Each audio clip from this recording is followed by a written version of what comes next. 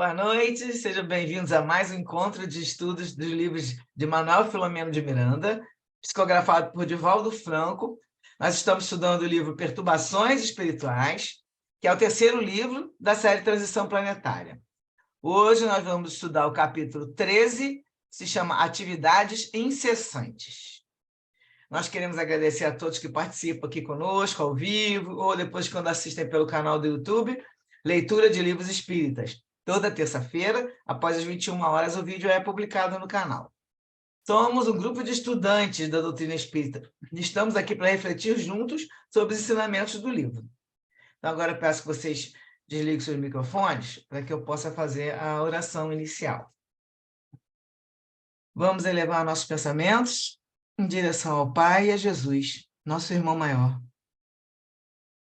Mestre Jesus, rogamos seu amparo para os propósitos de bem servir.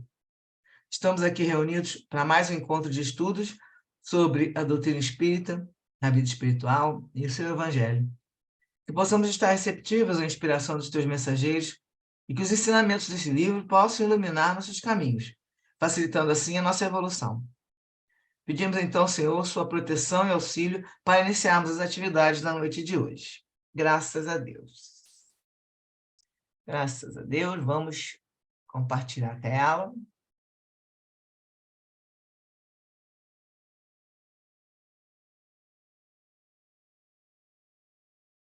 Estudo 12, capítulo 13. Aí eu não me lembro como é que terminou o 12, não, mas eles agora estão falando sobre os centros espíritas que eles estão visitando, né? São vários centros espíritas com brigas, com confusões, né? Com nossos irmãos se intrometendo lá para causar briga. Então aí o Miranda começa falando assim: quando se compreender que o centro espírita é um reduto dedicado à paz e um santuário para a comunhão com Deus, maior respeito e devotamento serão dedicados aos labores que nele têm lugar. Erguido e mantido pelas vibrações mentais e realizações espirituais dos encarnados e dos desencarnados, torna-se uma ilha de harmonia no mar tumultuado das paixões humanas em desenfreio total.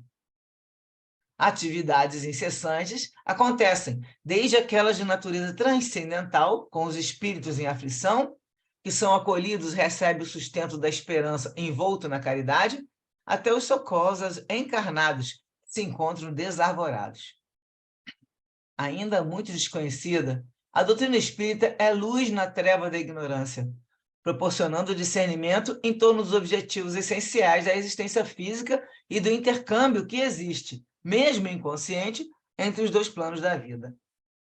Aquela instituição que nos hospedávamos havia sido invadida pela perversidade de espíritos vulgares, porém não deixava de ser a oficina de bênçãos para as quais havia sido erguida. O transe aflitivo que experimentava era resultado da invigilância de alguns dos seus membros, ainda vencidos pela inferioridade moral que não conseguiram superar, porém em franco processo de reabilitação.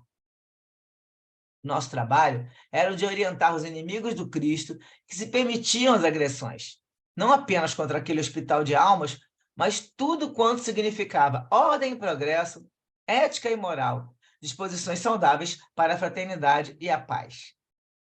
A abnegação de nobres mensageiros da luz, a semelhança do irmão Elvídio e sua equipe, assim como de médiuns e trabalhadores sinceros, quão dedicados, constituíam os alicerces de segurança sobre os quais o bem se encontrava edificado.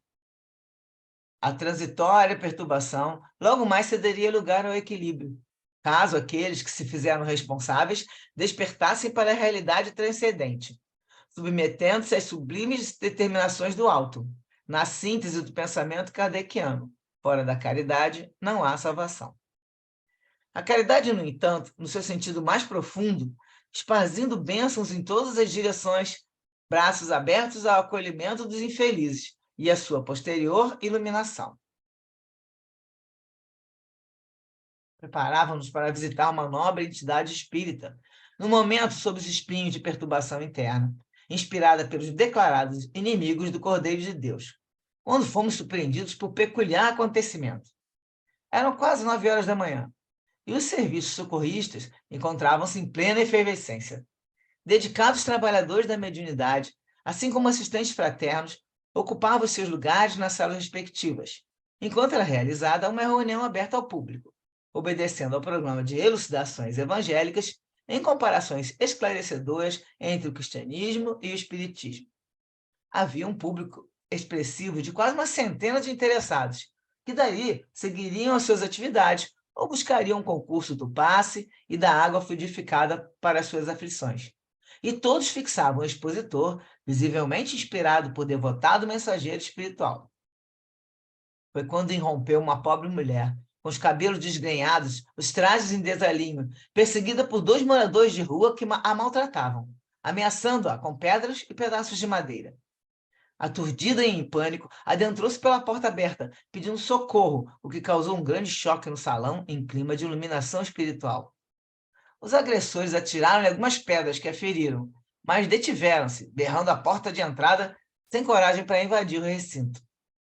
Notava-se, naqueles ferozes perseguidores, a malta de desencarnados que formava uma nuvem espessa de vibrações do mais baixo teor, que os instigava em gritaria infernal, impondo violentos que a sala fosse invadida e a ladra duramente punida. Graças às defesas magnéticas que circundavam o edifício, os atormentados justiceiros sentiram-se paralisados e prometeram pegá-la noutra oportunidade, afastando-se, ruidosos e ameaçadores, de volta à praça onde se homiziavam. A mulher, igualmente assessorada por espíritos infelizes que a vampirizavam, chorava, trêmula e apavorada. Ali estava a primeira mensagem de amor dos céus, porque a ela, que era perseguida, as barreiras vibratórias não impediram a entrada, porque na casa de Jesus nunca há impedimento para que a caridade possa exercer o seu papel. O orador, igualmente surpreendido, e certamente acostumado a fenômenos de tal natureza, silenciou, enquanto os companheiros, encarregados de manter a ordem no ambiente, acercaram-se da sofredora, com expressões de sincero carinho. Tentaram acalmá-la com palavras de ânimo e encorajamento. Retiraram-na do local e a conduziram à intimidade da instituição. De imediato, o hematoma da face e alguns arranhões foram asepsiados e receberam cuidados especiais, enquanto a padecente foi aquinhoada com passes calmantes e conforto moral. Logo após pequeno descanso, foi encaminhada ao setor social, a fim de serem providenciados recursos para auxiliar a sair da rua ou, pelo menos, transferir-se para outro local, a fim de evitar o desforço dos companheiros revoltados. Demonstrando algum desalinho mental e emocional, a mulher disse que estava sendo acusada de furto de um cobertor, sem qualquer fundamento. Atribuíram-lhe o furto como vingança por haver se negado a exigências descabidas do grupo, que normalmente abusava de sua dignidade e havia descido ao mais baixo nível moral. Os irmãos da caridade resolveram abrigá-la por alguns dias, enquanto se providenciavam melhores condições de vida, desde que ela estivesse disposta a seguir uma nova trilha. Quando Jesus elegeu os irmãos sofredores, aqueles que eram detestados pelos poderosos, e conviveu com eles nas ruas, ao abandono, deixou-nos o sublime legado de que a compaixão e a misericórdia devem viver em nossos corações, abraçadas para o ministério da iluminação. O centro espírita não pode descuidar-se do atendimento a esses filhos do Calvário, que foram empurrados para as situações mais dolorosas do caminho, onde deambulam sob as pressões da miséria socioeconômica e moral e padecendo, não poucas vezes, as injunções de transtornos obsessivos indescritíveis. Então, agora dar uma paradinha, vou ver os comentários. Foi comentado que para a gente ficar atento, né, para esse atendimento à mulher, que é como se fosse uma filha do Calvário, né, com compaixão e misericórdia, que o Miranda deixa alertado aqui, que isso deve vir em nossos corações, abraçados para o ministério da iluminação, tanto nossa iluminação como daquele que está sendo atendido, né? E os irmãos resolveram abrigá-la, mas desde que ela estivesse disposta a seguir uma nova trilha. Bom, ela pode até prometer, às vezes não segue, mas eles deixaram claro que ela precisava mudar, né, o modo de agir e outras coisas. No Livro dos Espíritos, né, para a gente lembrar o sentido da palavra caridade, na pergunta 886, como entendia Jesus o verdadeiro sentido, né? E a resposta é aquela que a gente até usa para decorar, que é o BIP, BIP, que é benevolência para com todos, indulgência para as imperfeições dos outros e perdão das ofensas. Aí o pessoal brinca que é o BIP, né? E isso aí são 3 palavrinhas-chave que a gente tem que estar sempre na cabeça. O que significa caridade, como entendia Jesus? O amor e a caridade são um complemento da lei de justiça. Pois amar o próximo é fazer-lhe todo o bem que nos seja possível e que desejáramos nos fosse feito. Tal o sentido dessas palavras de Jesus.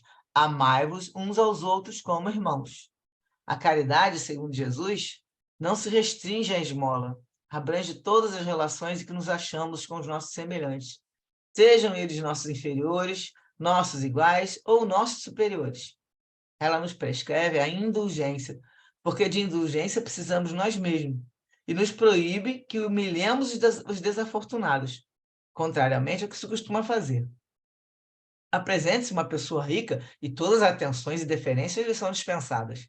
Se for pobre, toda a gente como que entende que não precisa preocupar-se com ela.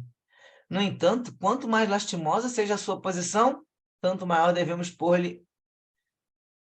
em lhe não aumentarmos o infortúnio pela humilhação. O homem verdadeiramente bom procura elevar aos seus próprios olhos aquele que lhe é inferior, diminuindo a distância que os separa. Então, a gente dá uma paradinha aqui agora para fazer comentários. Esse trechinho aí está falando mais da situação desses ataques, né? A gente já viu um monte de vezes, né? Quando não é bêbado que entra no centro lá, obsediado, agora também que é uma dessas moradoras de rua sendo atacada, né? E é o que a gente falou, toda hora eles vão querer impedir que a gente consiga, continue as tarefas na seara, continue trabalhando, né? Então, o que vocês acham aí?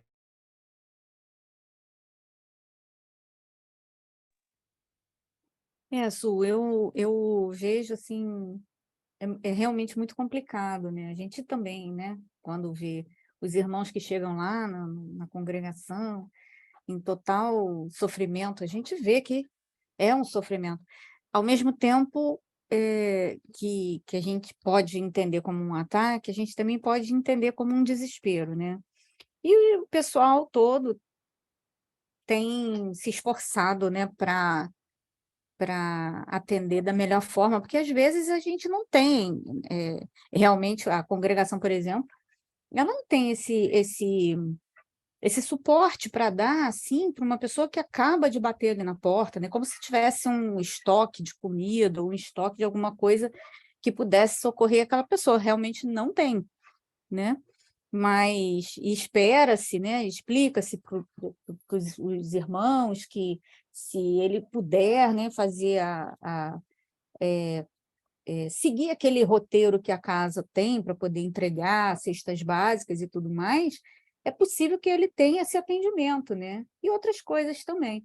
Agora, é interessante a gente ver o que, assim, muita gente é preocupada com o material a ponto de achar que isso é que é importante. Mas é muita gente, né? E isso é muito ruim, porque imagina, né? Você não leva nada. A gente que tem essa consciência, a gente tem consciência de que existe um mundo espiritual que é maior, que é mais importante do que esse. A gente tem consciência de que aqui é a experiência que a gente vai viver, né? É a prova que a gente precisa passar para poder subir, né, de nível, digamos assim. E então aqui é transitório. Ah, mas eu não tenho ideia do que você está falando, porque eu na minha cabeça não existe outra existência, porque, por misericórdia, nós fomos poupados de nos lembrar desse passado da gente aí que boa coisa não era, né? Não foi, né? Então, para a gente poder tocar para frente com força, com determinação, para a gente conseguir cumprir o que a gente se propôs, em geral, a cumprir, a gente não pode ficar lembrando daquelas coisas tenebrosas que talvez, né, a gente tenha feito, que até pode não ser grandes absurdos, né, mas que são complicadas, né? Que complicaram a nossa encarnação anterior, né? Então, a gente, lembrando, quando a gente pensa nisso, quando eu vejo, né, quando eu converso com uma pessoa extremamente materialista, não estou falando de ateu, não, tá? Porque muitos ateus que eu conheço são mais caridosos, mais cristãos do que muitos que se dizem cristãos. Mas eu digo assim, da pessoa extremamente materialista, que, na realidade, tudo que importa para aquela pessoa é ter sucesso, é ter dinheiro, é ter bens, posses, né? E esse excesso que acumula na sua vida passa a ser apenas aquilo que importa para aquela pessoa, a pessoa não faz mais nada. Não... Aí vê o irmão necessitado como um pobre que tem que ser afastado, que tem que ser... isso não é problema meu, isso é problema da sociedade, ou o que seja, é muito complicado, né? Essa visão que muita gente tem, né? Então, quando a gente percebe que não é bem assim, que não é essa vida material que importa, que a gente precisa, óbvio, né, viver a nossa vida material. A gente não veio para cá para viver só a vida espiritual, a gente veio para viver a vida material, porque é na carne que a gente vai experimentar coisas que no espírito a gente não teria condições de vivenciar, né? Então, a gente precisa trabalhar, a gente precisa ter dinheiro, a gente precisa sobreviver, a gente precisa ter uma... Né? Deus quer que a gente tenha uma vida plena, Deus quer que a gente tenha uma vida feliz. A gente é que bagunça tudo, né? A gente vem para cá, a gente bagunça tudo, mas também não podemos ficar obcecados, ou com dinheiro, poder, ou com saúde e físico, que são coisas da vida moderna, que vão obrigando a gente, né, a viver neuroses, né? Não sei, eu acho que eu não sou psicóloga, né, para falar essas coisas, mas eu acho que existe uma situação assim, muito doentia no espírito, né, nas pessoas, nesse sentido. E aí falta Jesus, né? Aí, no final, a gente resume o que falta, né, para que isso tudo melhore. A gente pode ter saúde, ser maravilhoso, ter dinheiro, ter uma vida super legal, não ter esses estresses né, de, de dinheiro, é, e, é, e ser feliz, né, com Jesus. Era isso que eu queria colocar. Isso mesmo. Quem mais fala aí?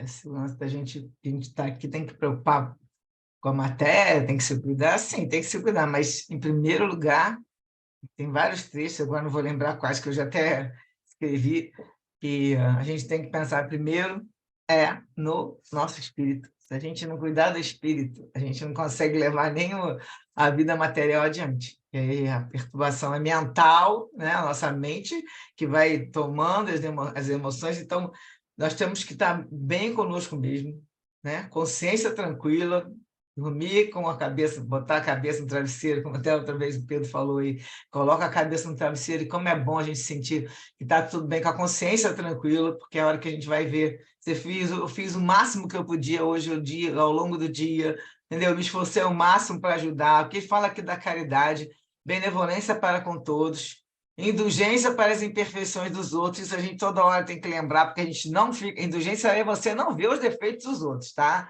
Não é o perdão, não.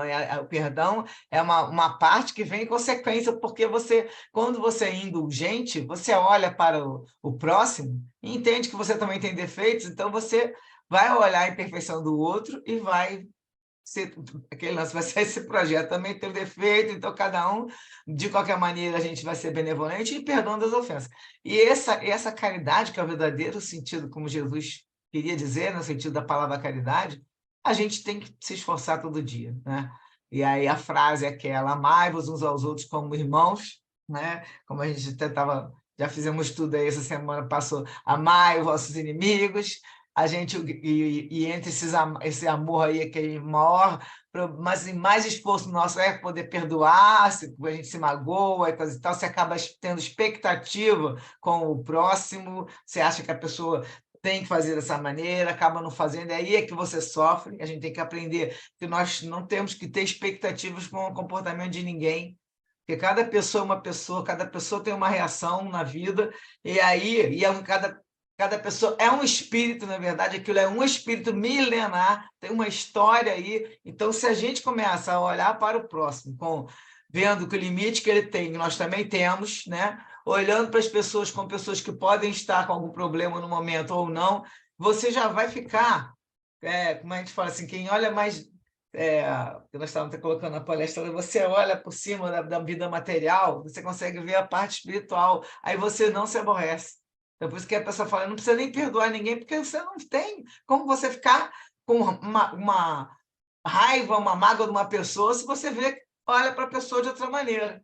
Então, nesse sentido, que a gente coloca aí, a gente está sempre vendo esse perdão das ofensas, aquela história de perdoar 70 vezes 7, mas não sei quantas vezes, de verdade, porque aquilo ali é para você nem se magoar, nem ficar tendo que perdoar os outros. E aí, aqui no trechinho também fala, nessa pergunta 886, né, que pergunta aqui qual é o verdadeiro sentido da palavra caridade, os espíritos terminam dizendo aqui que nós temos da indulgência, porque para nós mesmos, e a gente não pode humilhar a outra pessoa. Então, por exemplo, se você tem uma pessoa que faz alguma coisa que é algum mal para você, né, erra uma coisa séria com você, você não pode nem chegar perto da pessoa e, além de, né, você ainda xinga e tudo, você humilhar a pessoa, porque isso aí aí é você que está jogando a vibração ruim, a vibração negativa. Nós não podemos fazer nada que resulte em vibração ruim. Então, se você está ali, está vendo que a pessoa fez um erro, foi lá, digamos, pegou um dinheiro teu, roubou, o que for, você vai, lógico, vai falar, você vai comentar, olha, eu não tenho mais confiança em você, você não vai trabalhar mais para mim, mas não tem que chegar que você é isso, uma safada, não sei o quê, porque nisso você está humilhando a pessoa. Então, no momento que você vai conversar, você tem que estar, né, respirar bem fundo, e se você conseguiu descobrir o que estava acontecendo com você, você vai e conversa com a pessoa e simplesmente, olha, eu não vou querer mais que você trabalhe aqui e pronto, entendeu? Que o homem verdadeiramente bom procura elevar aos seus próprios olhos aquele que lhe é inferior, diminuindo a distância que os separa. Então, você não pode ficar rebaixando nenhuma pessoa, humilhando ninguém, porque isso é que ele fala, é melhor você ser humilhado do que humilhar. Melhor ser roubado do que ser ladrão, do que roubar. Melhor ser ofendido do que ofender. Está tudo isso lá no capítulo do Amai os vossos inimigos. E é isso aí. Na prática, a gente tem que lembrar dessas coisas, entendeu? Alguém mais vai falar? Senão a gente continua lendo aqui. Posso voltar? Vamos lá, que tem bastante coisinha no final aqui para a gente ler também. Então, vamos para a continuação. Então, eles estavam juntos, o grupo do Miranda, né, com o doutor Bezerra na direção, e aí eles foram para uma outra instituição, que passava pelos terríveis momentos de inquietação e desestruturação, após decênios de atividades dignificadoras, firmadas nas bases sólidas da codificação kardeciana. Então, é uma casa já, né, muitos anos, mas também, que está botando aqui nesse livro várias casas, ele já contando, aí já tem bem a meia dúzia, né, que ele contou que está acontecendo esse problema.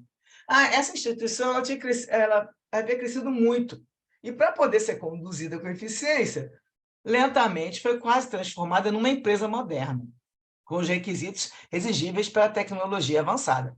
Esse livro é de 2015, então já deve ter computador, já deve ter várias... Aí já estava com Face, não sei se existia Instagram, mas essas mídias modernas, né? Então eles tiveram que pegar especialistas de comunicação e desenvolvimento foram contratados, tudo se desenvolvia dentro dos padrões das entidades que objetivam lucro e devem competir no comércio das negociações. Não deve começar a vender livros, fazer propaganda das coisas que tinha para vender na casa, para angariar recursos, né? Isso a gente sabe que precisa, né? A casa espírita, ela não exige ninguém que fique pagando mensalidade. A pessoa contribui se quiser, e aí eles precisam de pagar os custos da casa.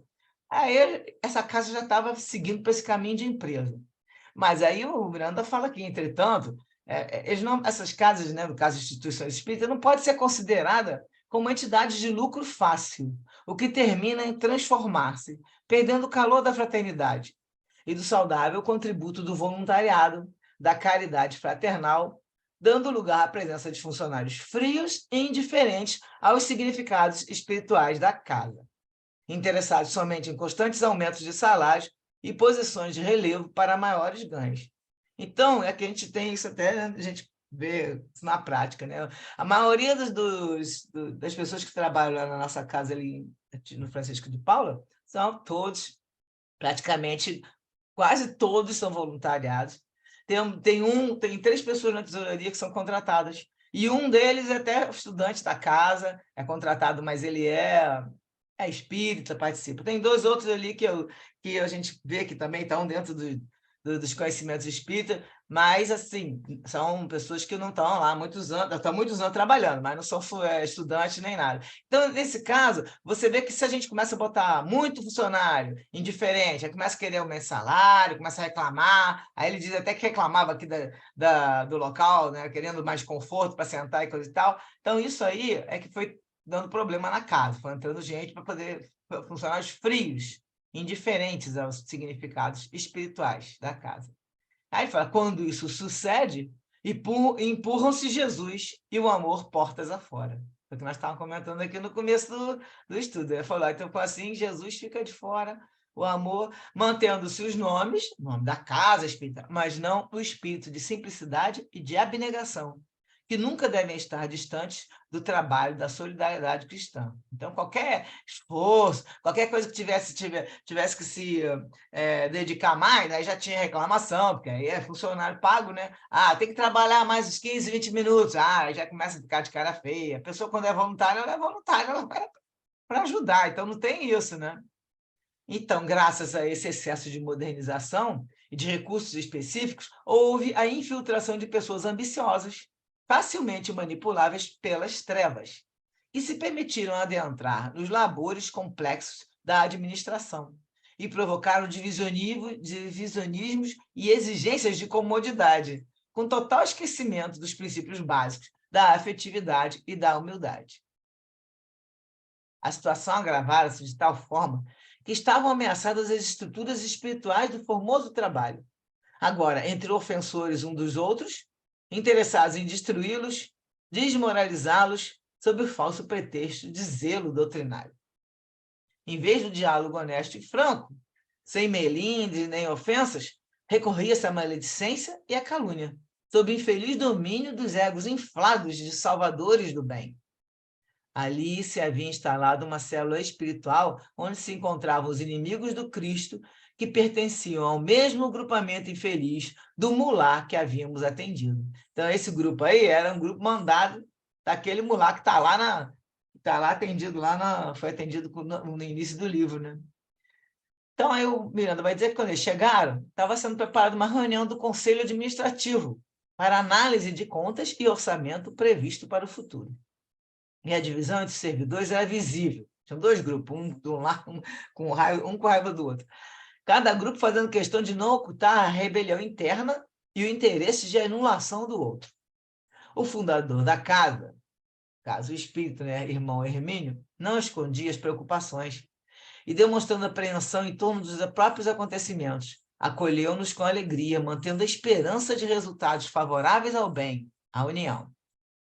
Alguns dos presentes, desencarnados, né, não conseguiram desembaraçar-se dos fluidos morbosos dos inimigos desencarnados, que, ultimamente, inspiravam as discussões, que sempre resultavam em maior soma de descontentamento.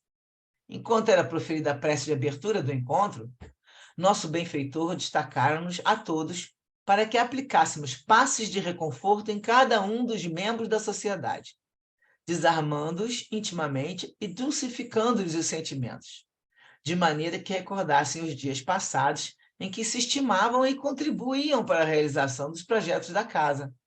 Na casa tinha projetos de socorro aos alienados mentais, aos educandos das diversas escolas, aos irmãos extraviados no caminho redentor de provas e de expiações, aos esfaimados de pão e de paz, naquele recinto que transpirava harmonia e vibrações transcendentais.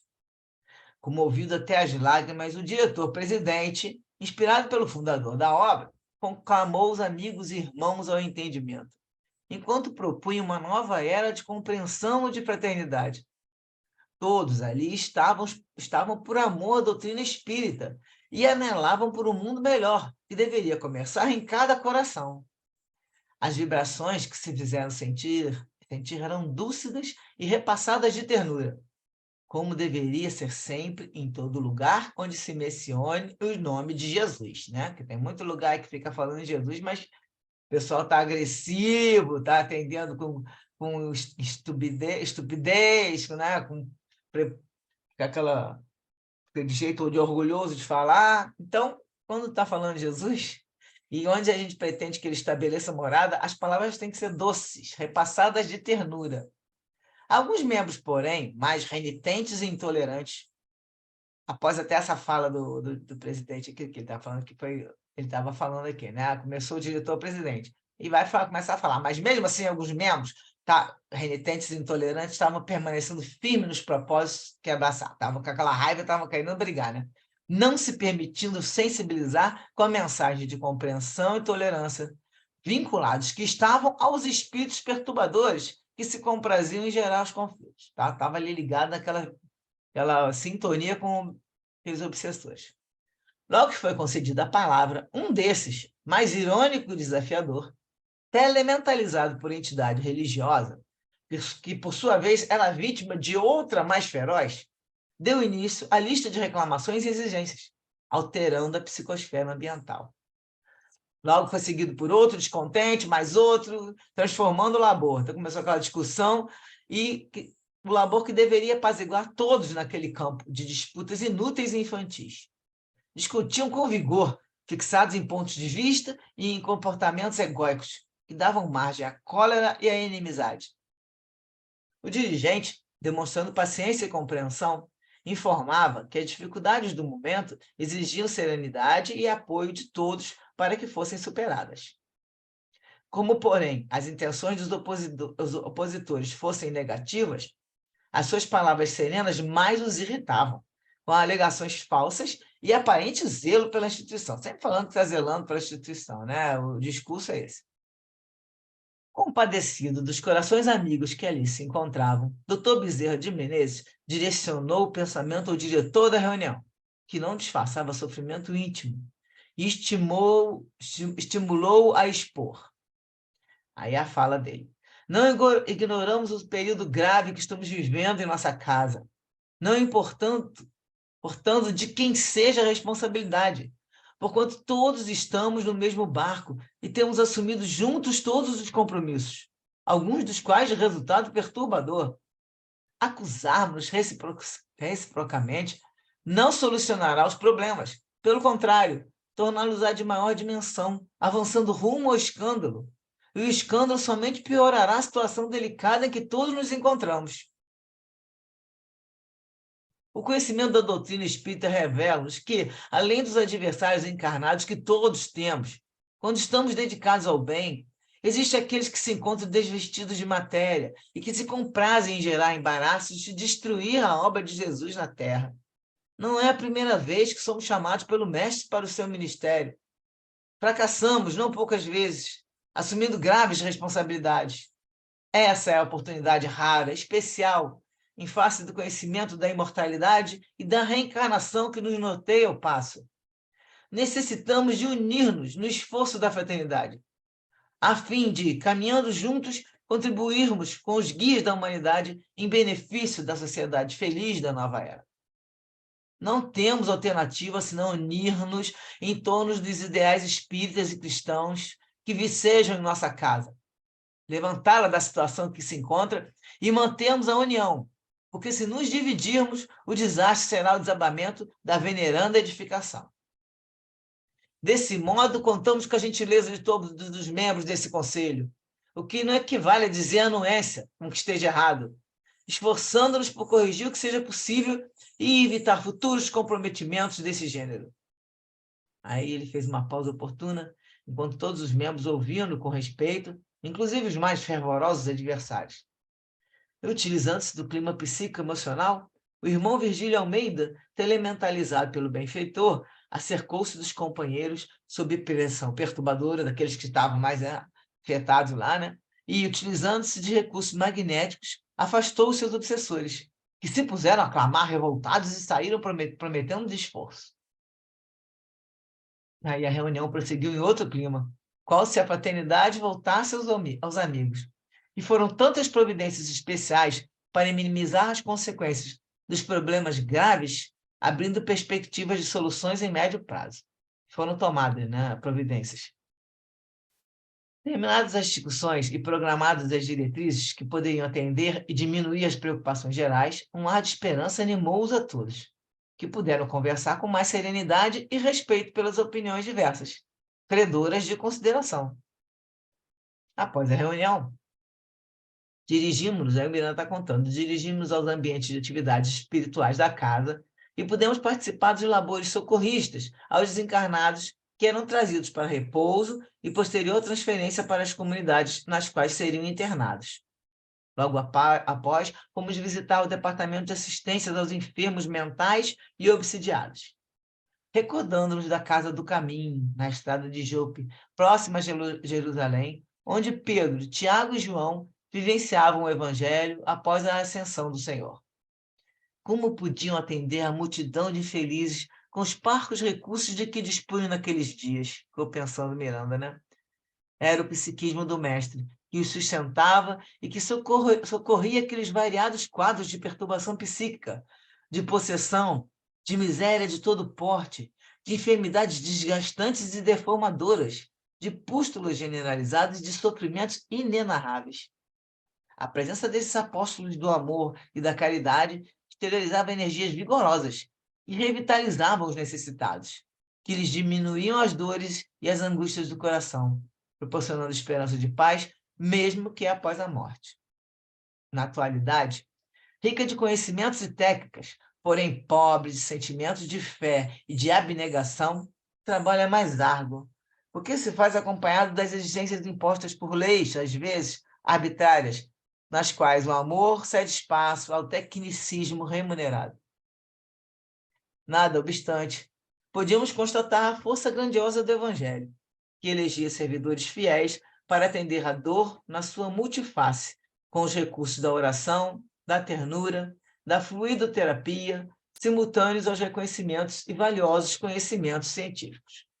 Os dois mundos ali se mesclavam com mais vigor, na massa de desencarnados e encarnados em luta, em socorro, em intercâmbio, sob as claridades da doutrina espírita.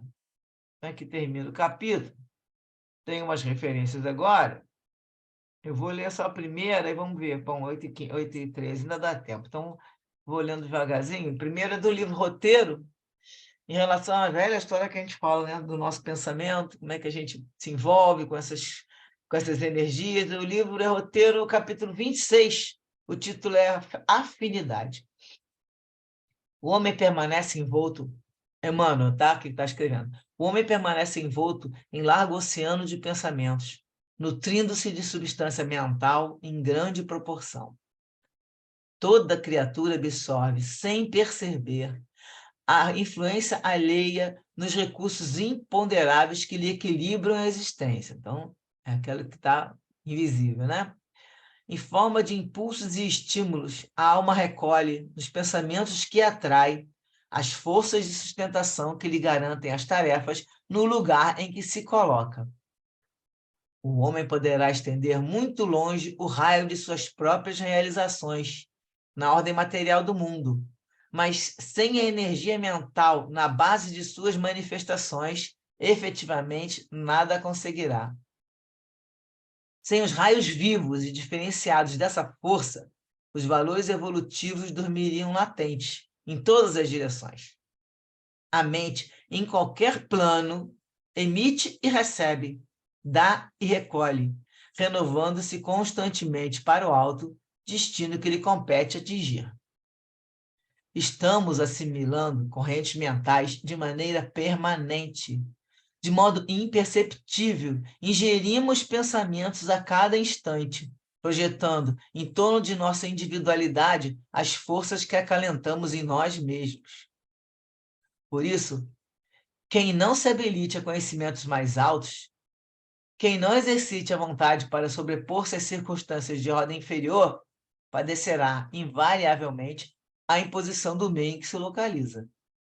Somos afetados pelas vibrações de paisagens, de pessoas e coisas que cercam. Se nos confiamos às impressões alheias de enfermidade e amargura, apressadamente se nos altera o tônus mental, inclinando-nos à franca receptividade de moléstias indefiníveis. Se nos devotamos ao convívio com pessoas operosas e dinâmicas, encontramos valioso sustentáculo aos nossos propósitos de trabalho e realização. Princípios idênticos regem as nossas relações uns com os outros, encarnados e desencarnados. Conversações alimentam conversações. Pensamentos ampliam pensamentos. Demoramo-nos com quem se afina conosco. Falamos sempre ou sempre agimos pelo grupo de espíritos a que nos ligamos. Nossa inspiração está afiliada ao conjunto dos que sentem como nós, tanto quanto a fonte está comandada pela nascente.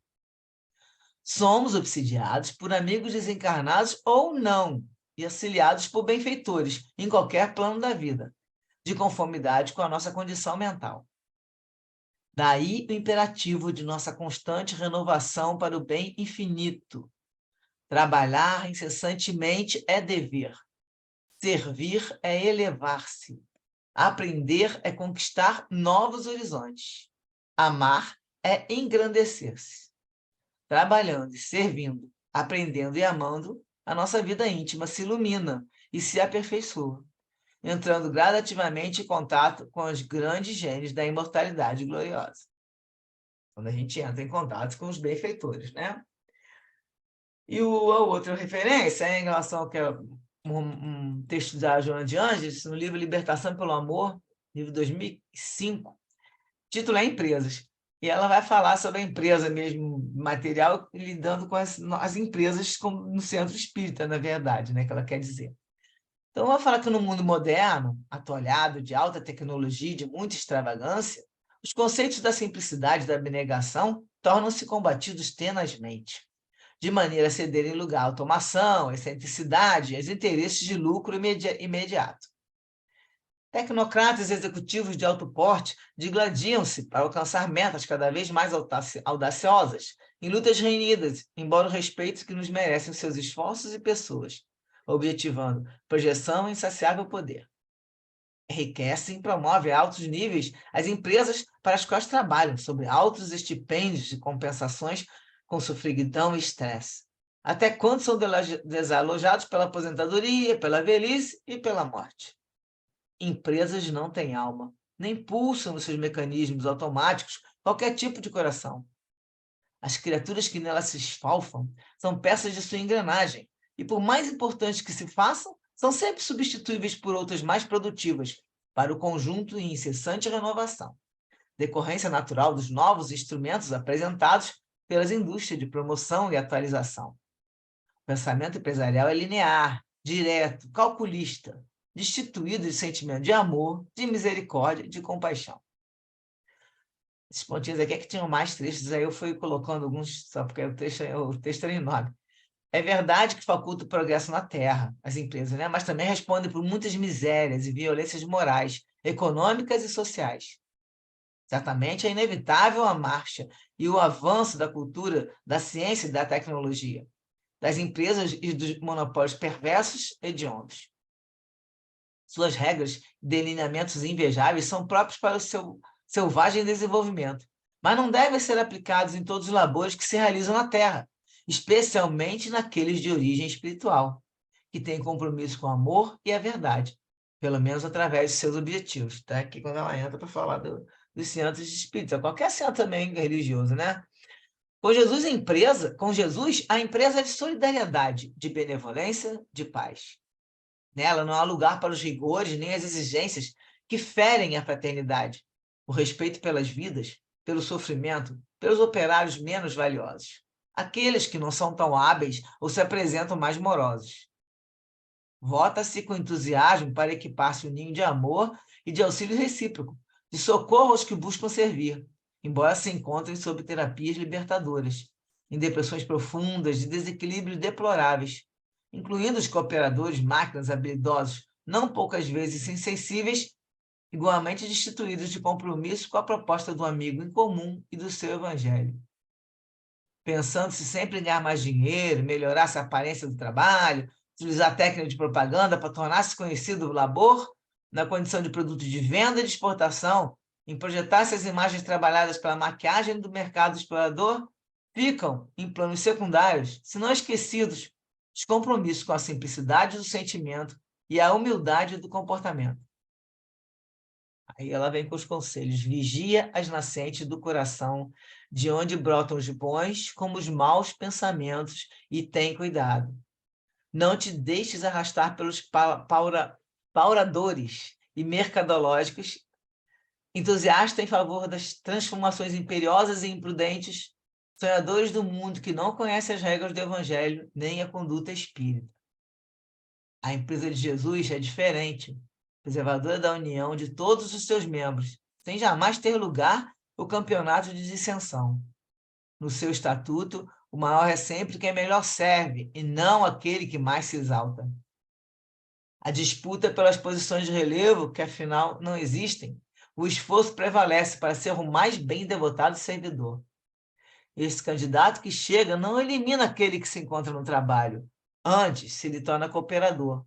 Por sua vez, sem temer quem se aproxima, aquele que está a serviço faculta-lhe a compreensão do serviço, entrosando no grupo fraternal onde deseja morejar. Não abre espaço, a empresa de Jesus também não abre espaço para ingratidão àquele que ofereceu o melhor de sua existência, trabalhando nos alicerces da obra, e hoje, cansado, desatualizado, é deixado no paredão do abandono. Nunca ouvida os sofredores, pensando apenas no azinhável decorrente de acumular mais moedas. A larga caridade que socorre a necessidade e ilumina o ser, libertando-o da ignorância. Respeito pelo outro é normativa de conduta permanente, e a consideração para com o ausente impede o desenvolvimento da maledicência, da calúnia, da perseguição gratuita, decorrente da antipatia que possa vigiar no grupo. A empresa de Jesus na atualidade ainda deve inspirar-se no programa e na ação da Casa do Caminho, erguida por Simão Pedro em Jerusalém, nos dias apostólicos. São certamente esses novos e outros tempos, bem como diferentes as suas leis. As criaturas humanas, no entanto, são quase as mesmas, vivendo condições e situações bem equivalentes. Respeitar a modernidade, sim, porém, não permitir que alguns dos seus métodos do comportamento minem os compromissos para com a bondade e o bem. Nessa empresa, a de Jesus, os métodos são especiais, não compatíveis com o daquelas organizações mundanas. Se o membro da equipe vai-se embora, não impeça, todavia jamais o dispense, porque aparentemente pode substituí-lo por outro que será contratado, remunerado financeiramente. Apesar de alguns serem necessários, como é compreensível, na empresa de Jesus as ambições são espirituais, evitando-se os riscos daqueles estabelecidos pelos sindicatos e legislações que nunca se bastam. O meu reino não é deste mundo, afirmou Jesus com ênfase. Não te enganes, não iludas a ninguém. Vem hoje trabalhar na minha vinha, convidou com segurança, propondo o dever de serviço ao próximo e a autoiluminação. Digno é o trabalhador do seu salário, estabeleceu como fundamental, mas na sua obra o salário será sempre a caridade para consigo mesmo e para com seu próximo. Tem cuidado com o mundo e as suas armadilhas. Leva Jesus a ele, mas não o tragas, nem implantes os seus métodos na sua empresa. Vamos terminando aqui os dois textinhos. Esse da Joana de Anjos, eles colocaram lá e tem até os trechos da Casa do Caminho e tudo, né? Tem até o mesmo trecho que está no capítulo do Miranda e complementa aí o pensamento. O que vocês acharam?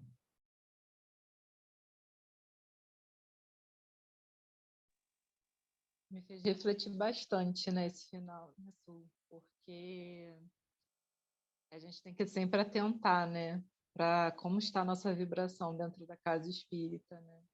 A gente buscar pensamentos elevados, conversas elevadas, né? Tem, assim, muitos irmãos ainda que falam de problema dentro da casa espírita, e não é o local, né? A gente tem que estar sempre buscando a positividade, né? Durante o trabalho, né? A gente tem que estar sempre muito alerta a isso. Né? Eu lembro que o João Aparecido até falava, né?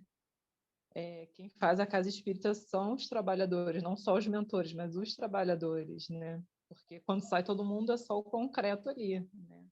Quem faz a vibração somos nós. Então, daí a nossa responsabilidade, né? A gente tem que estar sempre alerta para isso.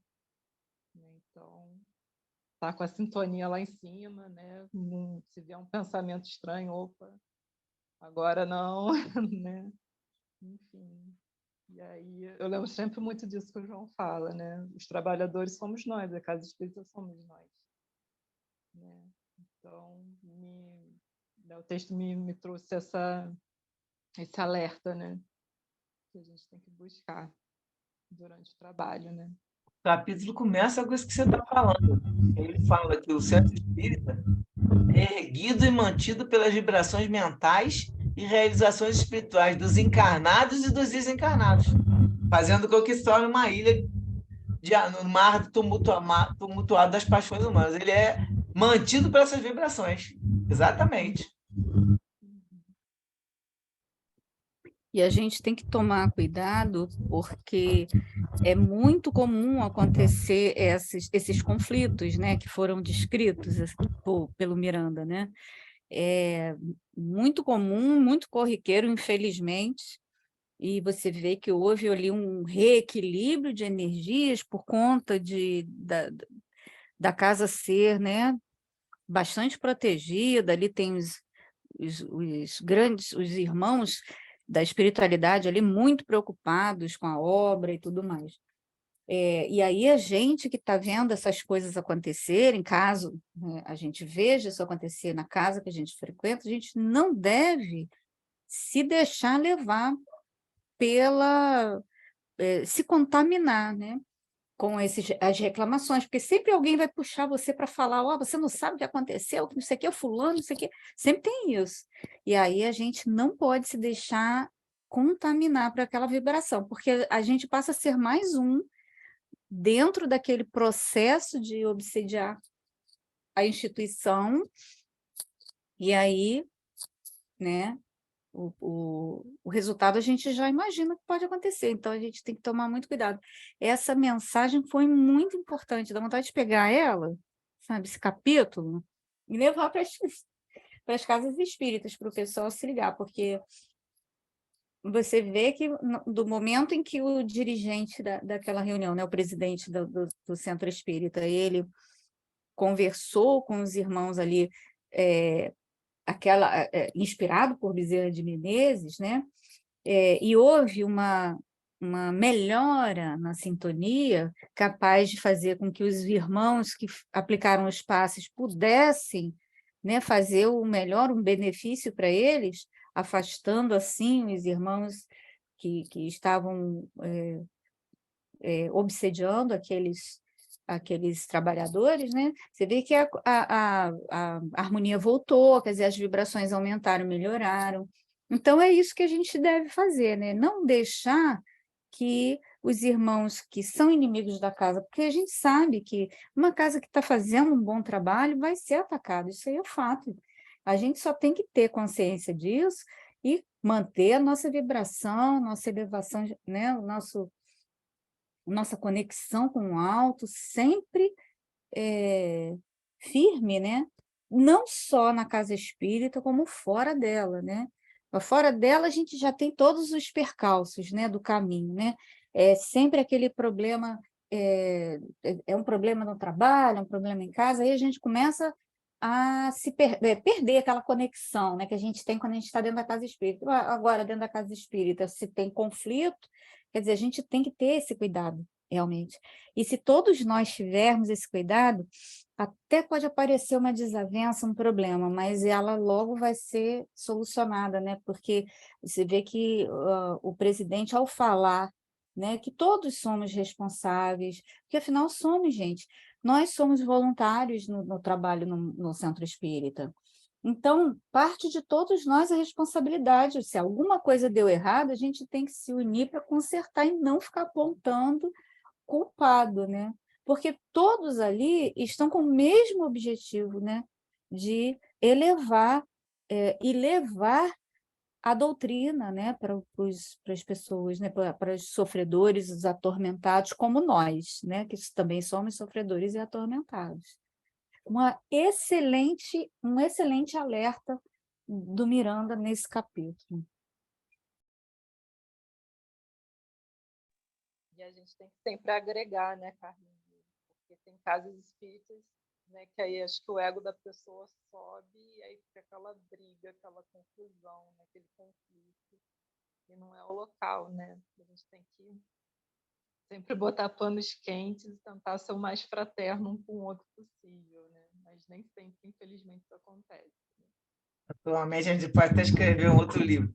Teve aquele livro, Aconteceu na Casa Espírita. Agora tem que escrever assim, está acontecendo em todas as casas espíritas. E aí faz isso aqui é 2015, mas imagina, já estava dessa maneira, ele está do outro lado contando. Imagina agora como é que está também essa situação terrível que todas as pessoas discutindo, já pegou mesmo essa.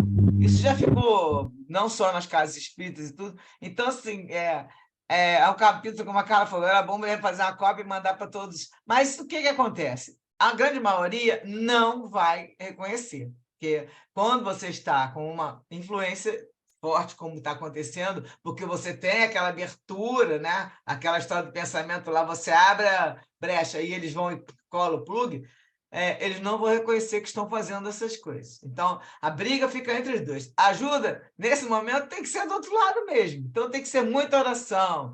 As pessoas que estão dentro da briga não conseguem enxergar. Fica difícil. Então, a situação está na vibração que, para você tirar, muitos estão saindo fora, só assim que estão conseguindo sair do miolo. Quer dizer, começa aquela, como a Carla está falando, nós estamos dentro da casa, então, pessoal, mas tu sabe que fulano fez isso? Você tá dentro da casa, estão fazendo as fofocas, não vai nem para a porta. Dentro da casa, ali, na recepção, lá dentro, às vezes na cantina, fica todo mundo comentando uma coisa ou outra que aconteceu na casa. Então, assim, você até pode querer comentar uns fatos e coisa e tal, dar sua opinião, mas não ficar nesse tipo de vibração, porque lá a situação, eu gostei quando falou aqui no começo, que eles falam que a instituição ela havia sido invadida pela perversidade de espíritos vulgares. Quem sabe que essa galera toda aí que está com raiva de Jesus, né? Mas ela não deixava de ser a oficina de bênçãos para as quais havia sido erguida. Em fato, tinha anos e anos. A outra também. Então, o que acontece? A situação estava aflitiva, né? Tinha uma aflição, mas eles tinham certeza que eles iam conseguir superar isso no processo de a reabilitação, os irmãos estavam ali para poder ajudar, porque os mensageiros também, o irmão Elvídio, a equipe, estava todo mundo pronto para ajudar. E ajudar como? Nessa hora, interferindo com uma vibração direto. Se não fosse eles estarem lá, né? Doutor Bezerra junto com eles, e conseguir fazer aquela irradiação, retirar os obsessores, iam continuar discutindo. Então, e nisso, a casa tem essa parte dos frequentadores, dos diretores, tudo, que continua alinhado diretamente com Jesus, está ali ligado, não conseguiu levar a influência, de ficar recebendo influência, porque se mantém numa vibração, numa sintonia com o alto, e aí esses fazem as orações pedindo ajuda, que os outros também fazem oração. A gente já viu. O pessoal fala, meu Deus, como é que pode fazer oração? Aquele ali, fala em Jesus. Mas a situação, aquela energia interna, aquela vibração, está lá com raiva, está com melindre, está com situação de achar que... Mas está pensando que eu sou o quê? Né? Então, aí tem o orgulho. E esses estão afetados. Vão falar de Jesus o tempo todo, vão rezar, fazer oração. Só que eles não enxergam que eles estão sendo influenciados. Porque quando essa influência desse estilo aí, ela fica igual que ela é aquela fascinação. A pessoa fica fascinada, ela acha que ela está certa, que os outros que estão errados, e não escuta ninguém. Então, tem que ter muita oração para conseguir quebrar essa situação em volta, né? Essa situação com esses irmãos, e conseguir levando esses irmãos que estão ali junto, né? Influenciando, para um trabalho de orientação, que eles é que precisam sair. Os outros têm a sua chaga? Claro que tem, senão os outros não estariam ali. Só que, à medida que esses que têm muita raiva, e vem, já pega né, faz aquele plug, eles pioram a situação. É o que sempre eles falam na hora que estão conversando, dialogando com uma entidade, o espírito na reunião mediúnica. Você não está vendo que o que você está fazendo, você vai ser responsabilizado, porque você está estimulando o ódio na pessoa tal. Que aí fala, essa pessoa não presta, não sei o quê. Mas você é o primeiro a estimular ele a fazer as coisas erradas. Então, aí eles viram a moeda, mostra para ele. Você que está contribuindo. Está reclamando que ele faz isso, mas você é um que primeiro que vai e instiga isso. Então, assim, aí já começa a clarear um pouco. Quando a pessoa, quando está desequilibrada total, não adianta clarear nada, mas tem lá os seus recursos, né? Eles têm as mães que eles levam lá, tem as pessoas que eles amam para mostrar a pessoa, para tirar um fiozinho de amor que existe naquele irmão lá desequilibrado, com ódio. E esses irmãos sendo trabalhados, levando esse plano espiritual, as coisas vão melhorando. As pessoas aqui vão recebendo também ajuda, aí, de repente, vão refletindo, e aí começa a voltar a ser o trabalho, começa a fazer o trabalho mesmo, e aí vai sendo novamente protegido e novamente ficar em volta das vibrações boas. No momento que você, como falou aqui no finalzinho, trabalha, que a Joana de Anjos fala, e até parece aquele recado daquela mulher de Paulo, aquela vez que ela falava trabalha, serve. Aqui, ó. Não, no texto do Emmanuel, aqui. Trabalha incessantemente, então, trabalhando e servindo, aprendendo e amando. E o aprender, gente, nós estamos aqui, né, nesse ponto, toda hora eles falam, aprender é conquistar novos horizontes. Então, nós estamos aqui numa etapa que a gente está fazendo uma das coisas que a gente está levando a sério, é estudar, é aprender para conquistar novos horizontes. Quanto mais a gente vai estudando, vai lendo, que vai aprendendo essa situação, com a experiência dos outros, né? Que a gente está vendo aqui a situação lá com o Miranda, né? E isso tudo nos mostra, e com isso a gente aprende a situação que a gente pode se livrar. Um dia falar, opa, isso aí eu já vi em algum lugar, não vou entrar nessa, não. Então, a gente já fica com o pé atrás no momento que a gente pode ver uma situação parecida, que está acontecendo muito, e aí você já fica alerta, né? Estamos com isso de alerta. Quem mais, gente? Comenta aí.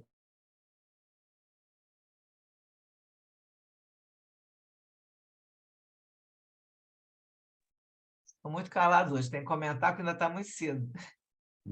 Eu já comentei. Isso.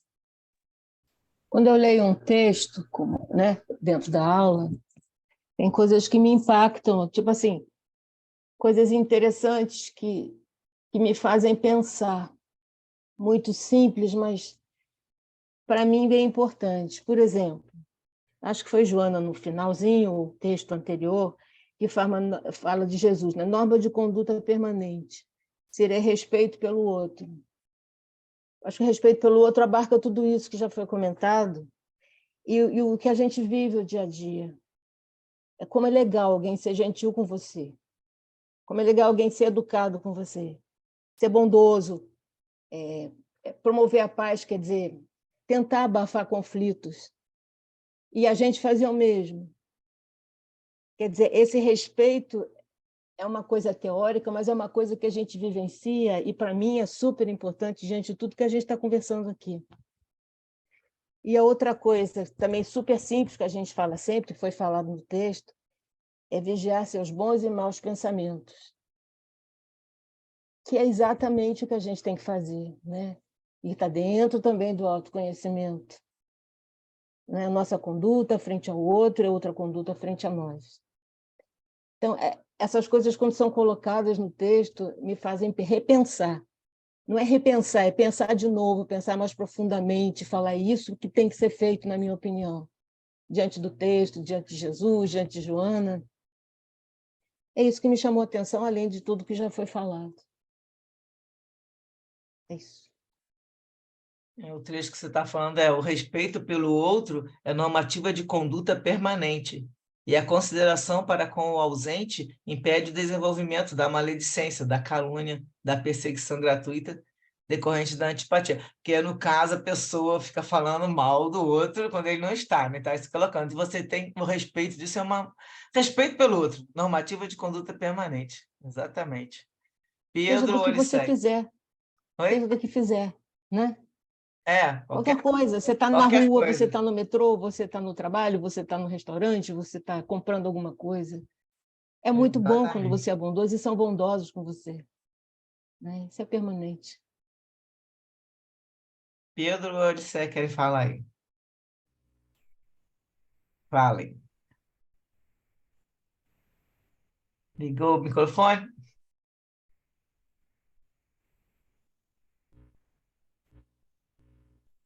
Está conseguindo ligar? Alô? O Opa! microfone do computador, ele só funciona quando ele quer. Assim, Su, lendo todos esses textos, eu só consigo pensar que, primeiramente, principalmente, o que a gente tem que ter, além de vigilância e oração, claro, é a humildade de aceitar quando a gente está errando, que é você escutar. Porque geralmente, quando você está dentro, é difícil reconhecer que, exatamente como você falou, é difícil reconhecer eu estou errado.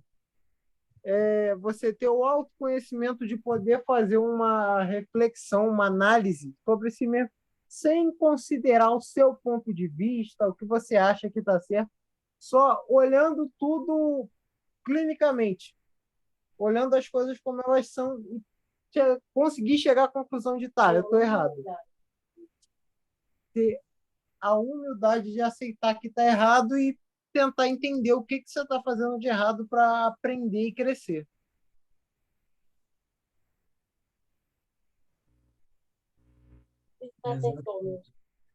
Exatamente. Você tem que ter essa capacidade de identificar e aquilo que você fez não está. E aí nós temos uma réguazinha. Está nas leis de Deus. As leis de Deus são as leis morais, estão lá no livro dos Espíritos, aquelas 10 leis. E aí, o legal é que é o seguinte: a lei de Deus está na nossa consciência. E ali diz para você o que é bem, o que é você fazer o bem é tudo de acordo com a lei de Deus. Você fazer o mal é que não está de acordo com a lei de Deus. Então você tem como escolher entre o bem e o mal. Você já tem ali 10 leis trabalhadas para você olhar. Porque as leis morais do Espiritismo, ela não é moralista, porque não proíbe as coisas, entende? Não tem preconceito. Elas são moralizantes, elas levam a melhora, elas vão levar para.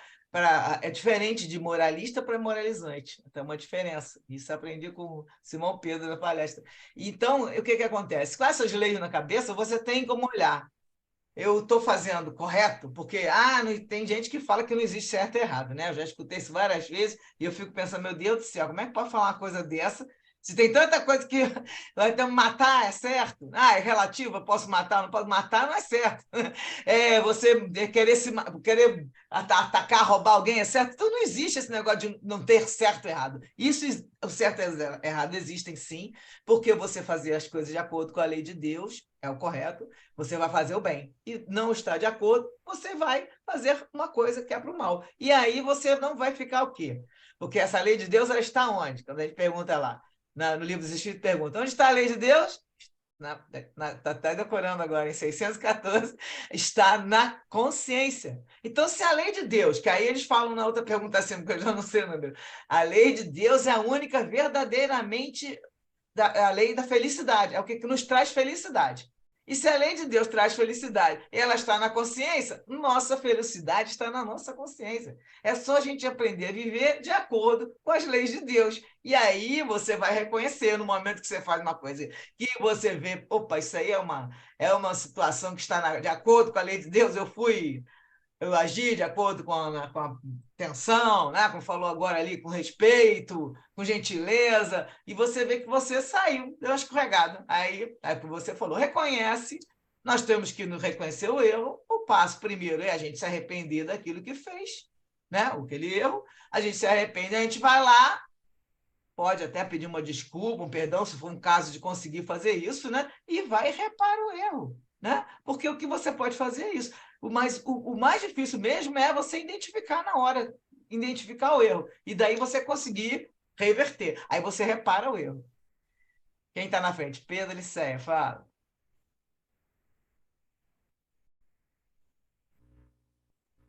Quando o microfone deixar, né?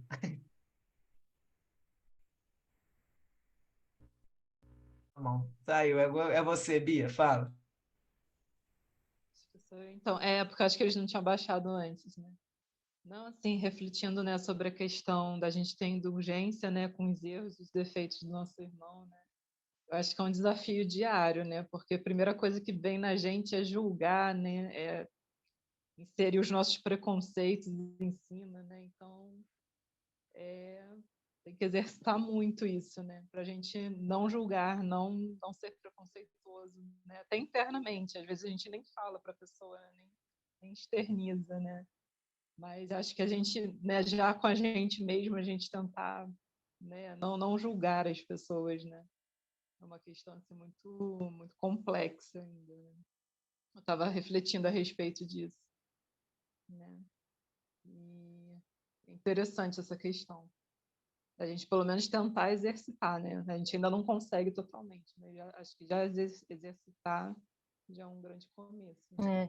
Isso é humildade, né, Bia? Isso é humildade. Saber que você não é o dono da verdade, ou o dono do conceito certo, enfim. Né?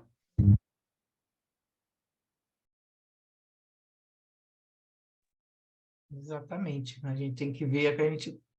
que é difícil mesmo você achar, porque você fala, pessoal, tem até uns exemplos, acho um livro dos Espíritos, algum livro aí desses de Kardec que fala assim, o avarento, ele vai falar que não, que ele está sendo prudente, que ele está guardando dinheiro, mas as outras pessoas veem que ele não ajuda ninguém, não faz nada. Então, ele não considera que ele é avarento. Entendeu? Ele acha que ele está sendo uma pessoa que precisa guardar, tem família, ele está sendo prudente. Lógico que você vai precisar guardar né, cuidar da sua vida com prudência, mas aí tem um lado que a pessoa chega no extremo. O outro também não quer dividir as coisas, porque tem medo de acabar, mas no fundo ele é egoísta, mas ele enxerga assim, ele acha que não, também está sendo prudente. Então, esse limite de você entender o que você está fazendo e não é uma coisa que não está ali, tem um limite, né? Está passando do limite para o lado que não é o lado bom, aí isso aí que é difícil. E aí, às vezes, muitas pessoas vêm conversar com você, vêm conversar e você já se invoca, né? Que a pessoa fala, puxa, mas tô aquela hora... Aí, quando é mais amigo, né? Porque, geralmente, quando é inimigo, porque o amigo não costuma não falar nada. E o outro vai e reclama, pô, tu fez isso errado, dá lá uma bronca.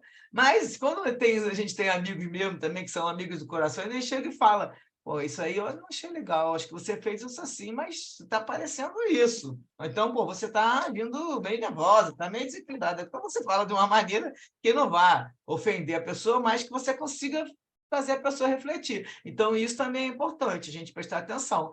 Quando você não consegue identificar, se alguém for falar para você alguma coisa, uma crítica que venha, você avalia, não tem que ter essa história de mimimi e ficar o tempo todo melindrado. Tem que avaliar aquela crítica, porque muitas vezes aquilo é um bom parâmetro para você parar, pensar e falar, puxa, será que eu exagerei aqui nessa hora mesmo?